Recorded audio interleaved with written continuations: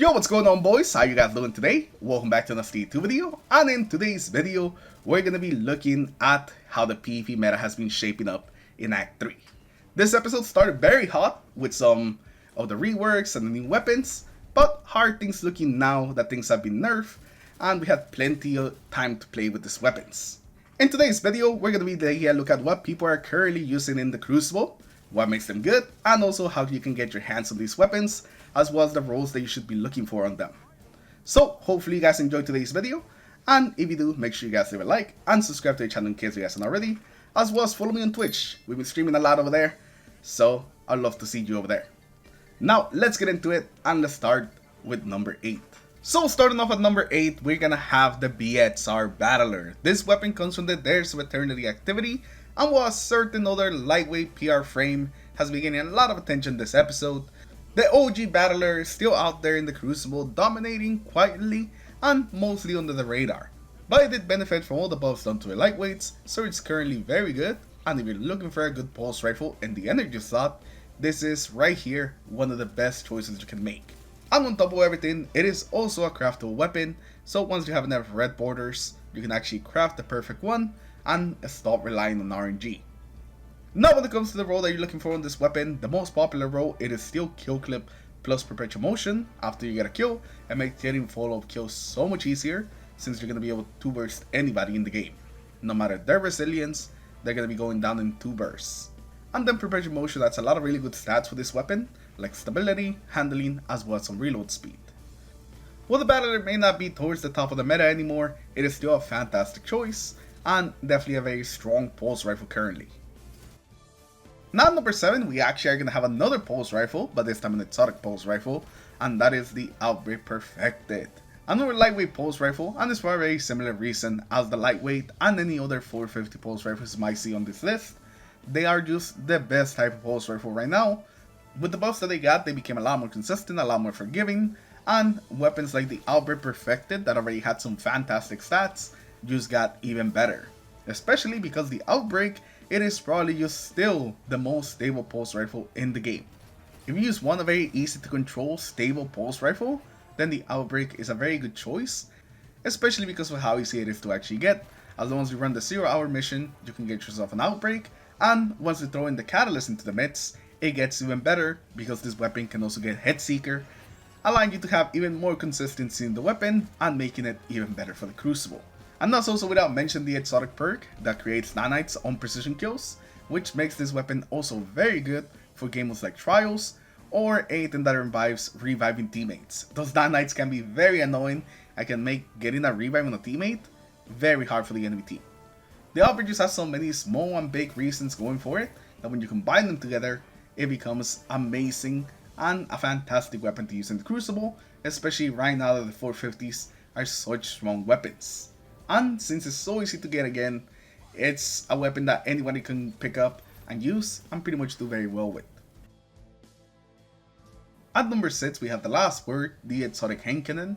This weapon has been seeing a bit of a resurgence with the rework Radiant Dance machines, and while it was super broken at first, that only lasted a couple of days before Bungie pretty much adds that, but now they re-enabled it to work with the Radiant Dance machines, and it is still very good. While it doesn't get any extra range from the Radiant Dance machines, it does get some other benefits like the faster movement speed, the better in-air accuracy, as well as having better accuracy when hit firing the weapon. All fantastic things for the last word, since it's a hit fire only weapon. So this has made it seeing a lot more play right now in the Crucible, and with the Radiant Dance machines, it feels amazing. Definitely feels a lot more accurate than before, and if somebody gets too close to you when you have the last word out, they're dead. It is deadly up close with a 0.5 TTK just at base that many things struggle to just keep up with your time to kill. Now it does matter on the type of input that you play with, because the last word is kind of more of a controller weapon. It just feels better on controller, and you have a better and easier time actually using it on controller than you will on mouse and keyboard. But even from some of the people that do play mouse and keyboard, I've been hearing that the last word with the Radiant Dance machines does feel better than it used to before. And besides this being a close range monster, it is also just a very fun weapon to use.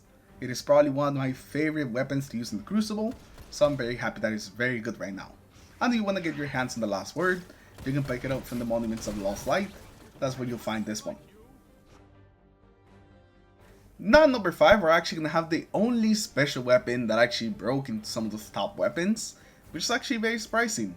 And it's the Matador 64, the Arc Shotgun.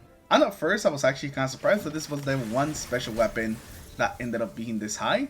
But after looking at some of the other weapons that are also very popular, it just kind of started to make sense. Since there's a special weapon in the energy slot, and weapons in the kinetic slot are very popular right now. A lot of the top picks are in the kinetic slot, so it just makes sense that things like the Deadlock, even if they are better than the Matador, are not in here because you can combine those weapons. So a lot of those popular weapons that go in the kinetic slot need a good special to pair up with them, and a lot of them seem to be going for the Matador because it is still a fantastic feeling shotgun. Even if it doesn't have some of those modern perks, it is still very consistent, and the perks that it does have do make it still pretty good.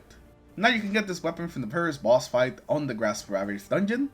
Now if you're trying to farm for a good Matador shotgun, I recommend that you wait for the weekly dungeon to be the Grasp for Avarice, so you can just farm this checkpoint over and over again, basically as many times as you want. And the rolls that you're pretty much looking for on this weapon is anything with the opening shot. You just want to make sure that you get that opening shot. Opening shot is going to add a lot more consistency to this weapon, so you definitely just want to get something with opening shot. And for the other perk, you want to look for the detector so you can get as much handling as you can to make the weapon feel a little bit better. If you end up getting opening shot and perpetual motion, that can also be a pretty good replacement roll, but it's not going to be as good as the detector plus opening. So the Matador is going to be a fantastic shotgun in the energy slot that continues to be pretty good. I know slugs are all the rage nowadays, but it looks like the Matador is still going strong and a lot of people are still using it. Now at number 4, we have another exotic hand cannon, this time the Ace of Spades. Last time we looked at these weapons and how the meta was looking, the Ace of Spades was a lot lower on the list, but ever since then the hand cannons have been pretty much rising in the meta, and so has the Ace of Spades, because this hand cannon will never die. This is always in the top 10, it's always been a popular hand cannon, and it's always basically been a meta threat. It has some fantastic stats, as well as having just a ton of perks. It keeps the radar up whenever you aim down sights. It has better reload speed whenever you get a precision kill. It also does an AoE explosion whenever you get a precision kill. As well as on top of everything having Memento Mori, which is basically just a better kill clip. It gives the same damage buff as kill clip, but without the timer on it, meaning that you can always have it active for the next gunfight. Meaning that every time that you get a kill, it makes the next gunfight easier, which lets you rack up some very good and very easy follow-up kills with the Ace of Spades. I feel like I've been talking about the Ace of Spades for like 5 years, but it just continues to be a really good weapon. And if you guys want to get your hands on this iconic hand cannon that's always been really good, then you can go to the tower and pick it up at the Monument of Lost Light. It's just really good, and it will continue to be very good till the end of time, or to the hand cannons just completely get killed off. Whatever happens first. Now number 3, we're gonna have one of the past competitive weapons, the Rose. And you can pick this one up from Shaxx after getting your rank and doing your 3 matches of the week in the competitive playlist. The higher your rank, the more that you're gonna be able to pick up per week. This has pretty much been the best 140 hand cannon since it was released. It has really good stats, and it's also the only 140 hand cannon that is also a lightweight frame, meaning that you have better handling and you move faster when the weapon is equipped. It's just a very good feeling hand cannon, and with a really good perk pool with lots of PvP perks, makes this thing into a PvP just beast. And it pretty much has been since it's been released. It's always been up there in some of the most popular weapons, and at one point it was the most popular weapon just in the whole Crucible. Being in the top 3 essentially means that the weapon's not bad at all. If you're looking for a good feeling 140 RPM hand cannon, then the Rose is pretty much the first one you should always look to, because it's just the best one. And the roll that you want to look for on this weapon is either Slide Shot and explosive payload, or Slide Shot with opening shot. These are gonna be the best rolls to run this weapon, and thankfully since you can get a lot of them per week, it shouldn't take too long before you get one of these rolls. But even if you don't get any of these, this weapon is just a fantastic weapon overall, and it's gonna feel very good and very snappy in the Crucible. But even if you don't get either of these rolls, this is just a really good feeling weapon, so regardless of what you're running on it, it's gonna feel very snappy, and I'm sure you'll love it. Now number 2, we have another hand cannon, the most popular hand cannon in the game currently, and it's the Criminal's Dagger. The 120 RPM hand cannon from the Iron Banner. Now Iron Banner just was here last week, so it actually just went away, but we should have a couple more in this episode in case you guys missed out on getting the Criminal Dagger, or you just have never actually gotten into Iron Banner, so you haven't gotten some of these weapons. It's a 120 hand cannon in the kinetic slot, so it doesn't have to compete with things like Igneous, and it also has a banger perk pool, including one of the best combos being Precision Instrument plus Slideways. And that is pretty much what everyone's going for on this weapon. I have seen some Slideways for Dodgio, but most of the time if you want consistency and just even more lethality with your hand cannon, you're gonna go for Precision Instrument plus Slideways. You're gonna have lots of range with some pretty good stability and handling. It's gonna make this weapon feel really nice. Even though it's a 120, I feel that with Slideways, it does feel a little bit less sluggish than maybe some of the other 120s, except for maybe the Igneous. And with this hand cannon, it really is that simple. It does lots of damage per shot, with some good range, and it has some pretty good stats, which makes the hand cannon feel pretty good. Now the hand cannon definitely doesn't feel as good without that specific role that I told you, so I would definitely recommend that you highly go for this. And if you have a lot of Iron Banner engrams, you should definitely dump them into the Criminal Dagger if you're looking for a good 120 hand cannon to pair up with some of the specials that you may like in the energy slot. It might take a little bit to get used to the Crimos. It definitely took me a bit to get used to the Crimos, but now I definitely really like it and I've been using it a whole lot.